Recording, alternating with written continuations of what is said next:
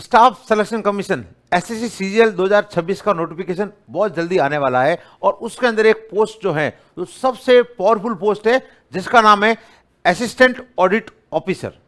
हम इस पोस्ट पे आज पूरा डिस्कशन करने वाले हैं। ये एसएससी सीजीएल के एक मात्र गजेटेड ऑफिसर, मतलब आप समझते होंगे राजपत्रित अधिकारी की पोस्ट है जो आपके जिंदगी को बदल सकती है। इसके अंदर क्या सैलरी है, क्या प्रमोशन है और क्या अपॉइंटमेंट है, अपन उसका प्रॉपर डिस्कशन करने वाले हैं। तो देखिए, हम जब बात करने वाले हैं सर, ये अभी हाल ही में हो सकता है इसी वीक में या इस मंथ के एंड में एसएससी 2026 के सीजीएल की वैकेंसी जारी होने वाली है और आपको पता होना चाहिए कि इसके अंदर एक पोस्ट का नाम है असिस्टेंट ऑडिट ऑफिसर। ये तो वैकेंसी होती है सर, ये डबलएओ इसको नॉर्मली बोला जाता है। और डबलएओ जो होता है, डबलएओ की जो पोस्ट होती है लास्ट 2 साल से 2024 और 25 में इसकी वैकेंसी को 0 दिखाया गया था। ये पहली बार 2016 में 2016 में एसएससी ने अपने इस वैकेंसी को ऐड ऑन किया था जिसका नाम है डबलएओ। 2 साल से वैकेंसी नहीं आने की वजह से अभी आरटीआई रिप्लाई से पता चला है इस बार ये वैकेंसी जो है 1017 वैकेंसी ओनली डबलएओ को आ रही है।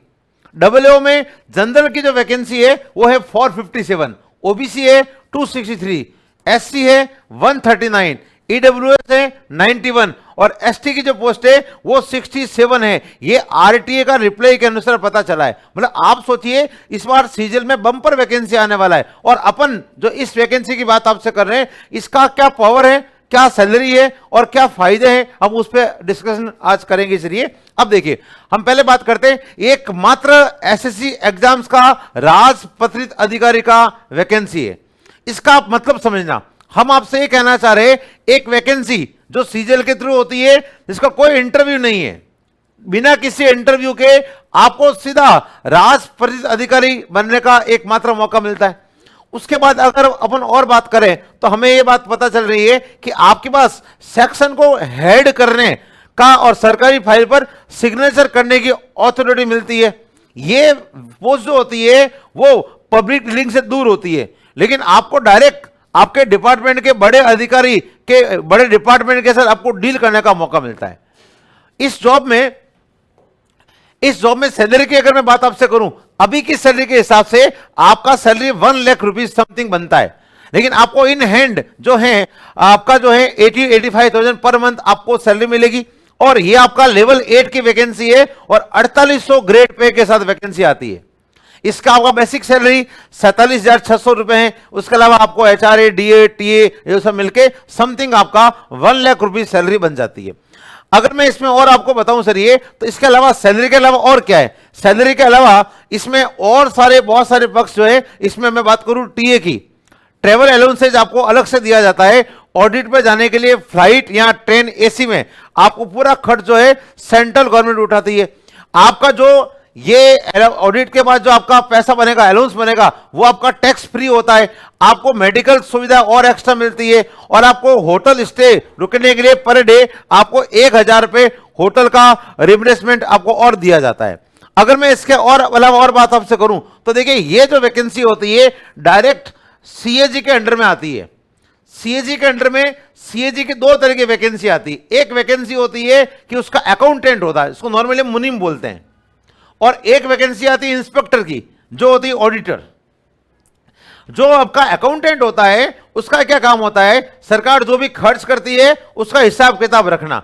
लेकिन जो इंस्पेक्टर होता है, जो ऑडिटर होता है, डबलएओ जो होता है, उसका काम होता है कि खर्च सही नियम से हुआ है या नहीं हुआ है इसकी जांच करता है, इसकी रिपोर्ट बनाता है। और आपको इस साल जो 1017 वैकेंसी देखने को मिल रही है, ये वैकेंसी आपके 2026 में इसी डिपार्टमेंट की है। मतलब इस बार आपको इंस्पेक्टर की जॉब मिलने वाली है। डबलएओ में जो पोस्ट होती है ऑडिट ऑफिसर की वैकेंसी है और आपका इस बार ये वाला रोल रहेगा और ये पूरा ऑडिट डिपार्टमेंट होता है जो आपका जो इसके अंडर में इस वैकेंसी को भरा जाएगा।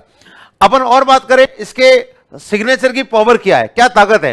ये बड़े डिपार्टमेंट जैसे रेलवे हो गया, डिफेंस हो गया, पीएससी हो गया या कोई लाडली बहन योजना हो गया, इसमें आपका जो पैसा जा रहा है, सरकार का पैसा खर्च हो रहा है, उसमें ऑडिट करने का मौका मिलता है और आपका जो रिव्यू और ऑडिट होगा उस पे आपके सिग्नेचर होंगे और वो कैग जो है उस रिपोर्ट को पार्लियामेंट के अंदर पेश करेगी। इसके अंदर किसी डिपार्टमेंट का फंड आप रोक नहीं सकते हो, मतलब आपको बस ये अथॉरिटी नहीं है कि आप फंड रोक सकते हो। आपका काम क्या है, खर्च होने के बाद का एनालिसिस करना कि आपने जो खर्चा किया है वास्तव में ये पैसा सही जगह खर्च हुआ है या नहीं हुआ है। लेकिन आप ऑडिट रिपोर्ट के आधार पर बड़े बड़े ऑफिसर्स की रेस्पॉन्सिबिलिटी को आप डिसाइड करवा सकते हो। ये आपके पास पावर आ गया होगा इस पोस्ट के अंतर्गत। इसके अंदर ये जॉब जो होती है ऑफिस डेस्क और फील्ड ऑडिट का एक मिक्स फॉर्मेटिंग है। देखिए क्या होता है इसमें, देखिए अब मैं आपसे बात करता हूं ऑफिस डेस्क जॉब है या फील्ड ऑडिट की जॉब है। सबसे पहला काम तो होगा आपको फाइलें चेक करना पड़ेगा, आपको रिपोर्ट बनाना पड़ेगा। मेट्रो या स्टेट कैपिटल में पोस्टिंग मिलती है आपको मंडे टू फ्राइडे, आपका ये जॉब होता है, मतलब आपको ओनली 5 दिन जॉब करना है। मंडे टू फ्राइडे आप जॉब करिए सर, ये सैटरडे संडे आपका पूर्ण रूप से ऑफ रहेगा। और इसके साथ टीम के साथ आपको सरकारी डिपार्टमेंट में जाकर आपके जो कागज होंगे उनकी जांच करने का मौका मिलता है। हालांकि फ्यूचर का क्या सच है मैं अगर उसको अगर आपको बताऊं तो इंटरनेट और डिजिटल डेटा के कारण अब फील्ड वर्क कम हो गया है और डेस्क वर्क ज्यादा हो गया है, मतलब 50-50 का बैलेंस है। आपका फील्ड वर्क कम हो चुका है लेकिन डेस्क वर्क थोड़ा ज्यादा हो चुका है अब के टाइम में, क्योंकि अब जो है डिजिटल का जमाना है तो हमें ऑडिट करने का मौका जो होगा वो डेस्क जॉब के तभी मिल सकता है। मैं इसमें बात करूं प्रमोशंस की, तो आप सोचिए आपकी एंट्री होती है एसएससी के थ्रू 4800 ग्रेड पे 4 साल बाद आपको सर ये ग्रुप जो है आपको 5400 ग्रेड पे में प्रमोट कर दिया जाएगा और उसके बाद आपको ऑडिट ऑफिसर बना दिया जाएगा। और ऑडिट ऑफिसर का मतलब ये होता है, देखिए ये होता है सेंट्रल एक्साइज और कस्टम कैडर में प्रमोशन सबसे फास्ट होते हैं और हर प्रमोशन पर आपकी सैलरी में लगभग 30% का जंप आता है, मतलब आपकी सैलरी 30% सीधे बढ़ जाती है। एक जंप जो होगा वो 30% आपकी सैलरी को बढ़ा के जाएगा। उसके बाद आपका प्रमोशन होता है सीनियर ऑडिट ऑफिसर पर, क्लास 1 ऑफिसर, और उसके बाद जो होता है सर ये डेप्यूटी अकाउंटेंट जनरल डीएजी की पोस्ट पे आपका प्रमोशन हो सकता है। तो आप सोचिए सर ये आपकी एंट्री होती है 4800 ग्रेड पे और आप जब रिटायरमेंट होंगे तो आप डीएजी की पोस्ट से रिटायर्ड हो सकते हैं, तो बहुत बढ़िया मौका मिल सकता है और सेंट्रल गवर्नमेंट के साथ काम करने का एक सुंदर अवसर आपके पास रह सकता है, इसलिए आप इसकी तैयारी कर सकते हो।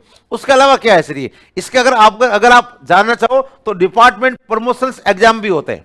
अगर आप 2 एग्जाम पास कर लेते हो तो आपको 1 इंक्रीमेंट मिल जाता है और इससे आपका इतना एक्स्ट्रा पैसा बन सकता है जीवन भर कि आपकी कार की जो ईएमआई है वो निकल सकती है। और अगर मैं बात करूं अगर आपने 4 एग्जाम पास कर लिए, 2 एग्जाम पास करोगे 1 इंक्रीमेंट लगेगा, लेकिन अगर आपने 4 एग्जाम पास कर लिए तो आपके 4 इंक्रीमेंट लग जाएंगे, मतलब आपको हर महीने 10 से 12,000 परमानेंट आपकी सैलरी एक्स्ट्रा ही आएगी।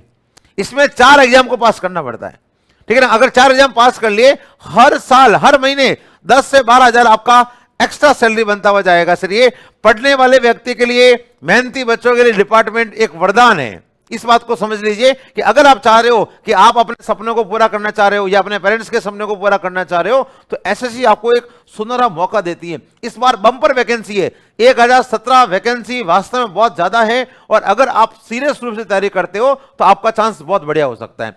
हम आपसे बात करते हैं सर ये इसके क्या फायदे हैं और क्या आपका चुनौतियां हैं, ठीक है ना। पहले बात करें, आपकी सैलरी 80,000 प्लस इन हैंड होने वाली है, ऑफिसर वाला रुतबा और रेस्पेक्ट आपको मिलने वाली है, कोई पब्लिक डीलिंग नहीं है और सबसे बड़ा फायदा कि फ्राइडे वर्क वीक रहेगा। 4 हमारे पास फायदे हैं, लेकिन क्या क्या आपके पास चुनौतियां होगी उसकी मैं बात आपसे करूं। फील्ड ऑडिट के लिए ट्रेवल करना पड़ सकता है जो हर एक को नॉर्मली पसंद नहीं होता है। सेकंड, फाइलों डॉक्यूमेंट को पढ़ने का काम रहेगा, मतलब ये काम जो है रिपीटेटिव वर्क आपको वापस चेक करते रहना पड़ेगा। और नॉर्थ इंडिया में ये एक सच्चाई है, नॉर्थ इंडिया में इनके प्रमोशन थोड़े स्लो है। साउथ इंडिया में प्रमोशन बहुत फास्ट है लेकिन नॉर्थ इंडिया में प्रमोशन थोड़ा स्लो है, ये हमारे लिए थोड़ा सा नेगेटिव पॉइंट इस वैकेंसी में रहता है।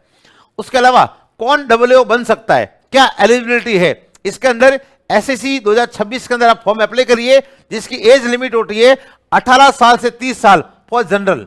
ओबीसी कैंडिडेट को 3 साल एक्स्ट्रा मिलता है और जो एससी एसटी कैंडिडेट है सर ये उनको 5 साल एक्स्ट्रा मिलता है।